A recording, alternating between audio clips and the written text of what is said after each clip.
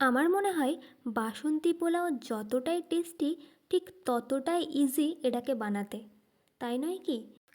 মাত্র সামান্য কয়েকটা উপকরণ দিয়ে খুবই সহজে বাড়িতেই বানিয়ে নেওয়া যায় বলেই বোধহয় এটা সকলের মনে এতটা জায়গা করে নিয়েছে। হ্যাঁ, বাকি সকলের মতোই আমারও বাসন্তী পোলাও খুবই ফেভারিট। মাটন, চিকেন, আলুর দম সমস্ত রকমের আইটেমের সাথেই দারুণ জমিয়ে খাওয়া যায়। কি আপনারাও একমত তো? তাহলে চলুন এই বাসন্তী পোলাও খুব সহজে বাড়িতে কিভাবে বানাবেন সেই রেসিপিটাই জেনে নেওয়া যাক। তো এই বাসন্তী পোলাও বানানোর জন্য যে মেন ইনগ্রিডিয়েন্টগুলো লাগবে সেটা হলো গোবিন্দভোগ চাল, যেটাকে আমি অলরেডি ঘিয়ের মধ্যে মাখিয়ে কিছুটা হলুদ, কিছুটা লবণ আর প্রয়োজন মতো একটু আদা দিয়ে মিক্স করেই রেখেছি। আর লাগবে কাজু আর কিশমিশ, যেটাকে একটু তেলে ভেজে নিতে পারলেই ভালো হয়, এতে স্বাদটা আরও বেশি বেড়ে যায়। কাজু আর কিশমিশটা ভালো করে ভাজা হয়ে গেলেই সেটাকে তুলে রাখুন। ব্যাস, আবার কি, আপনি তো অর্ধেক কাজ সেরেই ফেলেছেন। এবার একটু সাদা তেল নিন আর কয়েকটা গরম মশলা, যেমন ধরুন লবঙ্গ, এলাচ, দারচিনি আর একটু তেজপাতা তেলের মধ্যে ফেলুন আর দিয়ে দিন মিক্স করা গোবিন্দভোগ চালটা।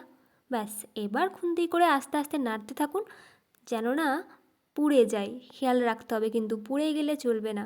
ভালো করে একটু ভাজুন, এই 3 মিনিটের মতো। ব্যাস, আপনার কাজ অলরেডি ডান। এবার এটা যখনই মোটামুটি ভাজা হয়ে গেল তখনই প্রয়োজন মতো জল দিয়ে দিন। হ্যাঁ, পোলাও রান্নার জন্য জলটা কিন্তু একটা ভীষণভাবে ম্যাটার করে। বেশি হয়ে গেলেও সমস্যা, আবার কম হয়ে গেলেও সমস্যা। তাই যতটা পরিমাণ আপনি চাল দেবেন ঠিক তার দ্বিগুণ জল দিবেন, তাহলেই আপনার পোলাও একদম পারফেক্টলি রেডি হবে। এবার প্রয়োজন মতো লবণ আর চিনিটা দিন, ভালো করে মিক্স করে নিন আর ঢাকা দিয়ে দিন 15-20 মিনিটের জন্য।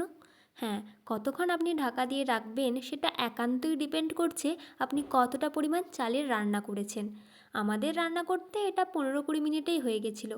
15-20 মিনিট পর ঢাকনাটা তুলুন আর দেখুন কতটা পরিমাণ জল শুকিয়ে এসেছে। যদি দেখেন যে এরকম আঠা আঠা হয়ে গেছে, তো আর 2 মিনিটের মধ্যেই কিছুটা নাড়াচাড়া করে নামিয়ে নিন। ব্যাস, আপনার পোলাও একদমই রেডি। এবার ভেজে রাখা কাজু কিশমিশগুলো দিয়ে দিন আর সুন্দর করে নাড়িয়ে নিন। ব্যাস, হয়ে গেল তো, আবার কি। এবার প্লেটে প্লেটে সার্ভ করুন গরম গরম বাসন্তী পোলাও আর আপনার ফেভারিট চিকেন বা মাটন যেটা হচ্ছে সেটা দিয়ে সার্ভ করে ফেলুন। আমি খেয়েছিলাম চিকেন কষা স্যালাড। ব্যাস, বাই বাই। আরও কোনো রেসিপি দেখতে চাইলে অবশ্যই কমেন্ট সেকশনে জানাবেন কিন্তু। ভালো থাকবেন, সুস্থ থাকবেন। দেখা হচ্ছে পরবর্তী একটি ভিডিওতে।